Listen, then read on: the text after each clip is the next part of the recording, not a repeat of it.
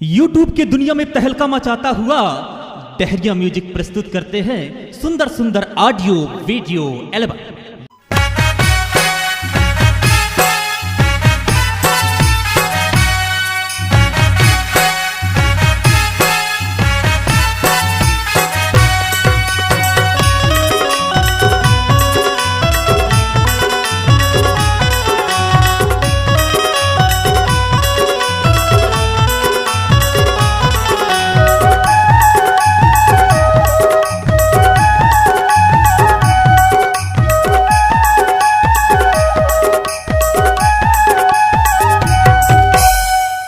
चला ले तो गाड़ी भगा ले तोला चला ले तोला चला ले तो गाड़ी भगा ले आए रे हीरो होंडा।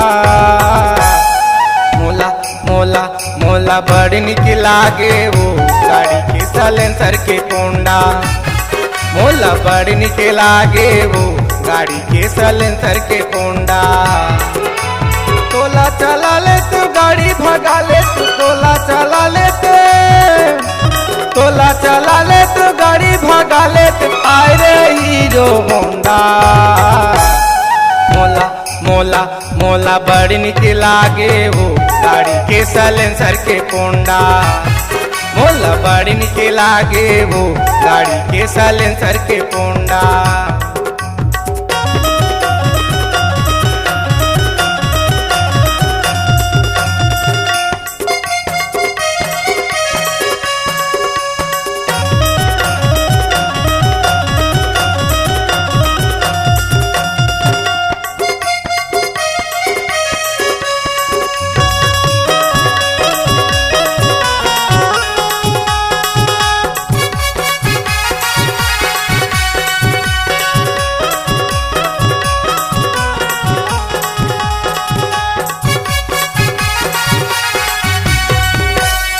दोनों हाथ में धर के गर्दम बैठ के वो चला हूँ।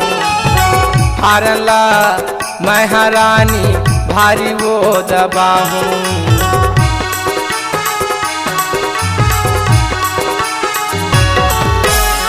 दोनों हाथ में धर के गर्दम बैठ के वो चला हूँ।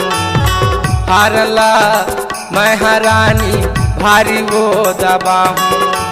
दोनों जन जाबो गोरी दोनों जन जाबो गोरी रायपुर हो तो कुंडर कुंडा।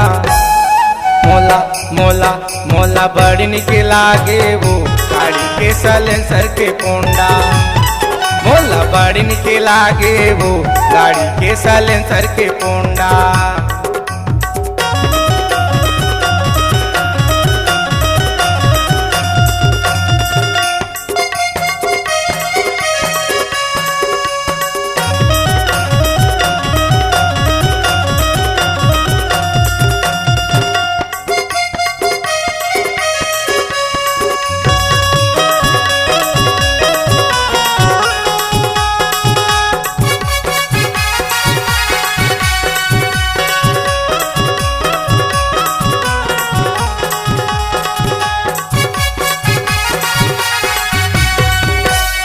ताप के अल्लाह काके गोरी एला वो भगा हूँ।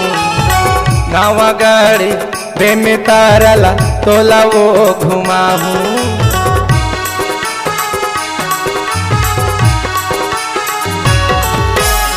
ताप के अल्लाह काके गोरी एला वो भगा हूँ। गाँव गड़ी बेमे तारला तोला वो घुमा हूँ। दोनों जन जाबो गोरी दोनों जन जाबो गोरी रायपुर हो तो कुंडर कुंडा। मोला मोला मोला बड़ी निक लागे वो गाड़ी के साइलेंसर के कोंडा। मोला बड़ी निक लागे वो गाड़ी के साइलेंसर के कोंडा।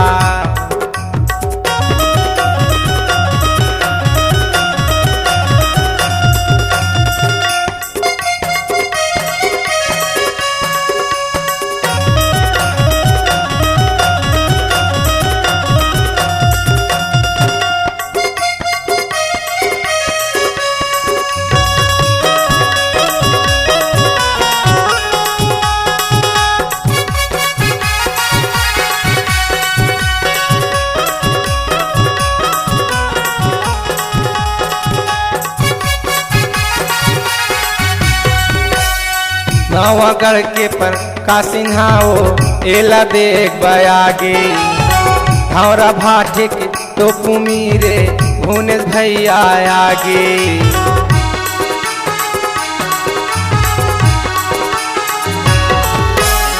नवागढ़ के पर का सिन्हाओ एला देख बयागे हौरा भाटे के तो कुमीरे भुवनेश भैया आगे दोनों झन जाबो गोरी दोनों झन जाबो गोरी रायपुर हो तो कुंडर कुंडा मोला मोला मोला बड़ निक लागे वो गाड़ी के सलेंसर के कोंडा मोला बड़ निक लागे वो गाड़ी के सलेंसर के कोंडा तोला चला लेत गाड़ी भगा लेत तोला चला लेत गाड़ी भगा लेत हाय रे हीरो होंडा मोला मोला मोला बड़ निक लागे वो गाड़ी के साइलेंसर के पोंडा मोला बड़ निक लागे वो गाड़ी के साइलेंसर के पोंडा मोला बड़ निक लागे वो